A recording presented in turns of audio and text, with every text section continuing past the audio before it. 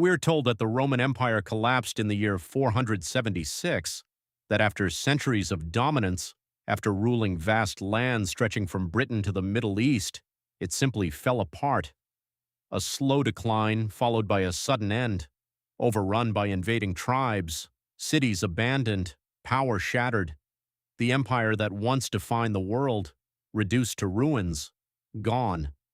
Or at least, that's the story we've been told, because history likes clean endings, a single date, a final moment, a clear collapse. But reality is rarely that simple. What if the Roman Empire didn't vanish in 476? What if it didn't truly collapse at all? What if instead of falling, it changed, shifted shape, adapted, and continued to exist in ways most people never notice? Because the truth is, Rome didn't just disappear, it became something else entirely. The traditional story is simple. The mighty Roman Empire, once stretching across Europe, North Africa, and the Middle East, began to weaken. For centuries, it had dominated the known world. Its armies were unmatched. Its cities were centers of power, culture, and wealth. But slowly, cracks began to appear. Internal corruption spread through its leadership. Power became unstable, emperors rising and falling in rapid succession. The economy, once the backbone of the empire, began to strain under pressure, heavy taxation, reliance on slave labor, and declining productivity. At the same time, political unity started to fracture. Authority weakened, control slipped, and then came the invasions. Tribes from the north, Visigoths, Vandals, Ostrogoths, began pushing into Roman territory, not just as raiders, but as migrating populations. Borders that had once seemed permanent were suddenly fragile. Cities were sacked, trade routes disrupted, entire regions fell out of Roman control. The empire, once defined by order, began to unravel. Until finally, in 476 AD, a Germanic leader deposed the last Western Roman emperor, Romulus Augustulus. This moment, known as the fall of the Western Roman Empire, is often seen as the end of Rome, a clean break, the end of an empire, the end of an era. But history is rarely that clean, because that moment was not the full story. Because empires don't just vanish overnight. They don't simply disappear without a trace. Structures that take centuries to build, systems of law, governance, culture, and identity, don't collapse in a single moment. They linger, they adapt, they reshape themselves under pressure. And Rome was far too vast, too deeply rooted, too influential to just dissolve into nothing.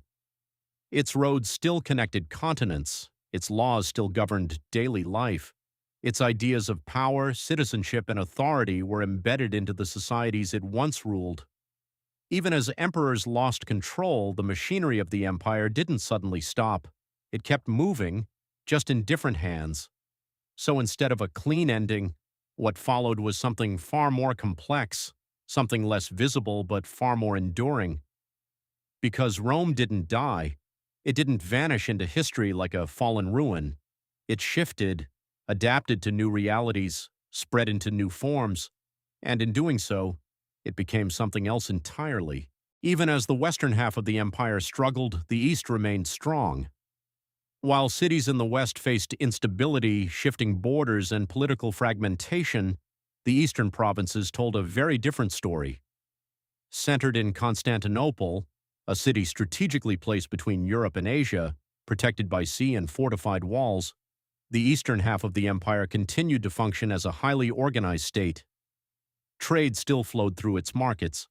Administration still operated with structure and discipline. Its armies remained professional and capable of defending its frontiers against external pressure.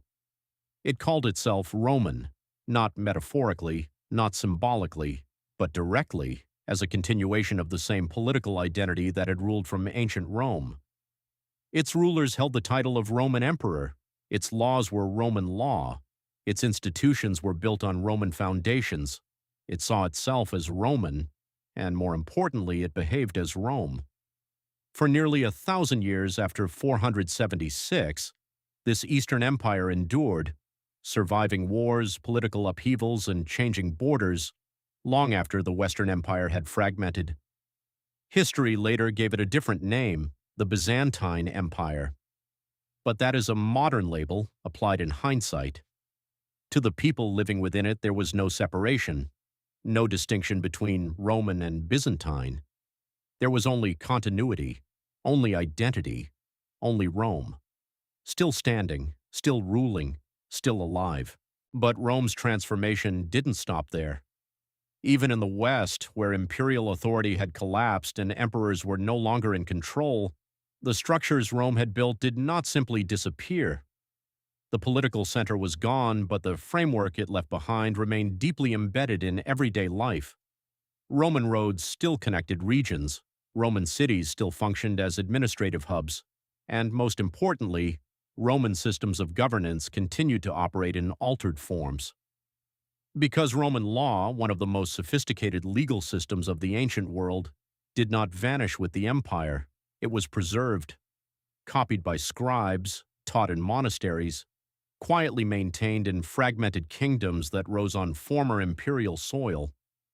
Over time, it was studied again, adapted to new political realities, and gradually woven into emerging legal traditions. The rulers who came after Rome did not reject its system outright. They inherited it, they relied on it. They used its principles to legitimize their authority, organize their courts, and structure their societies. Even kings who ruled what were once barbarian kingdoms understood the value of Roman order. In many cases, adopting Roman law wasn't just practical. It was a way to claim continuity with the prestige of the past. And so, across medieval Europe, Roman influence persisted in subtle but powerful ways, not as an empire with borders and legions, but as a framework of thought, a way of defining justice, authority, and governance. In fact, many foundations of modern legal systems in Europe still trace their intellectual lineage back to Roman principles. The empire itself had fractured, but its logic, its way of organizing power and society, endured far beyond its political collapse. Rome as a state had changed, but Rome as a system survived. Then there was the Church. As political authority weakened in the West and central imperial control faded, a different kind of power began to rise, not through conquest but through structure, continuity, and influence.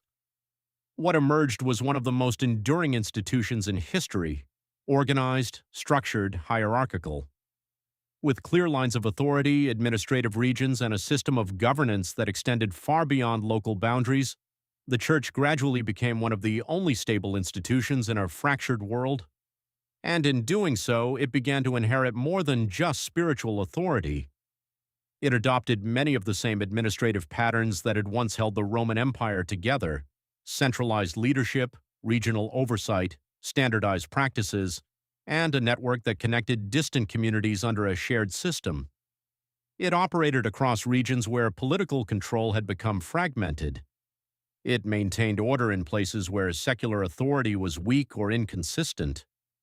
It preserved knowledge through writing, teaching, and copying texts at a time when much of Europe's infrastructure was in decline.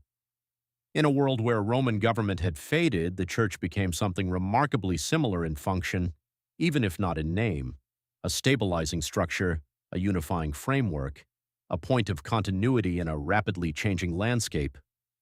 In many ways, it became a new kind of Rome, not defined by borders or legions, not ruled by emperors, but still organized, still hierarchical, still far-reaching, and still capable of shaping entire societies.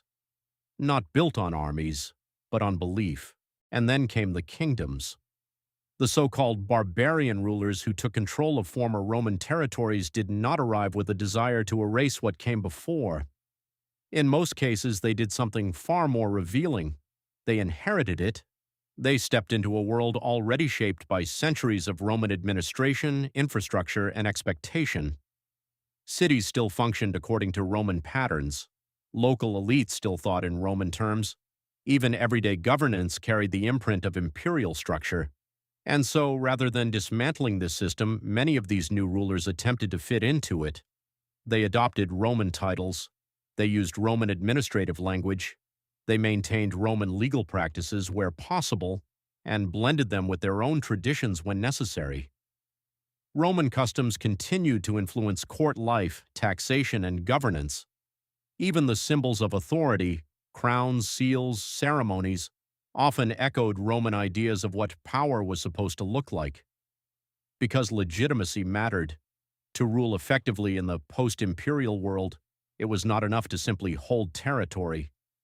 Power had to be recognized, authority had to be understood, and in the minds of both elites and ordinary people, legitimacy still carried the weight of Rome. Rome had been the ultimate standard of governance for so long that it did not disappear with the empire's political collapse. It remained the reference point, the measure, the ideal. Even in its absence, Rome continued to define what proper rule looked like. So these new kingdoms did not replace Rome in the cultural imagination. They stepped into its shadow, and in many ways they tried to continue its legacy, consciously or not, by shaping themselves in its image.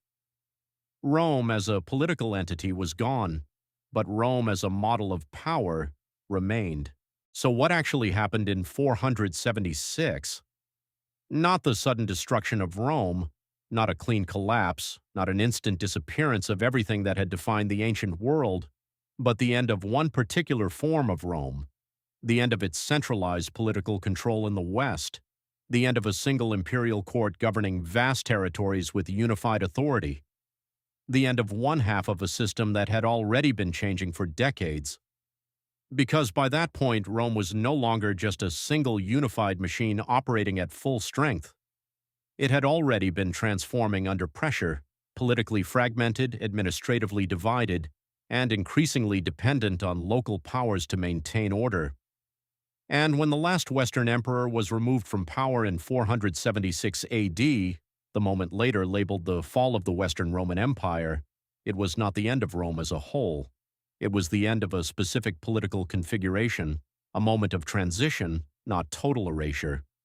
Because Rome was never just a place on a map, it was a system, a way of organizing power across vast distances, a network of law, infrastructure, administration, identity, and authority that extended far beyond any single ruler or city.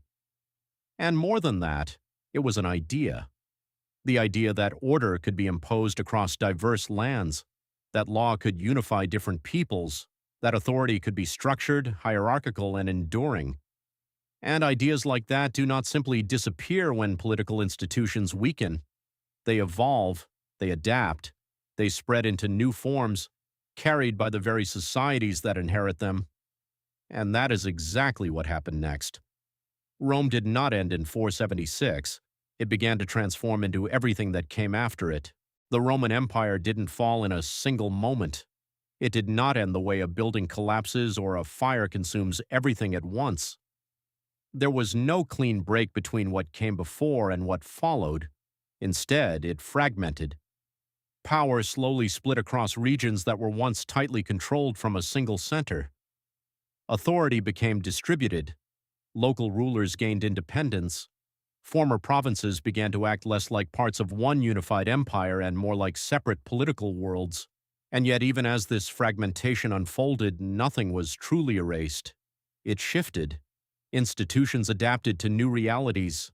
Old structures were repurposed rather than discarded.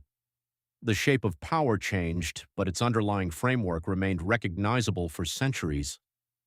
In the East, Rome survived as a direct continuation of imperial authority, a state that still called itself Roman, still governed with imperial institutions, and still viewed itself as the rightful continuation of the ancient empire. In the West, where centralized control had dissolved, Rome did not vanish. It lived on in different forms, embedded in law, preserved through religious institutions, and reflected in emerging political systems that borrowed heavily from its structure and identity. It became something less visible, less concentrated, but far more enduring. Its presence shifted from a single empire to a set of inherited systems, legal traditions, administrative models, cultural expectations, and ideas of authority that continued to shape societies long after the political center had weakened. And in many ways, the world that came after Rome was not separate from it at all. It was built on top of it. layered over its remnants, structured by its influence. Because Rome did not simply disappear from history, it became part of how history continued, and that is why its end is difficult to define.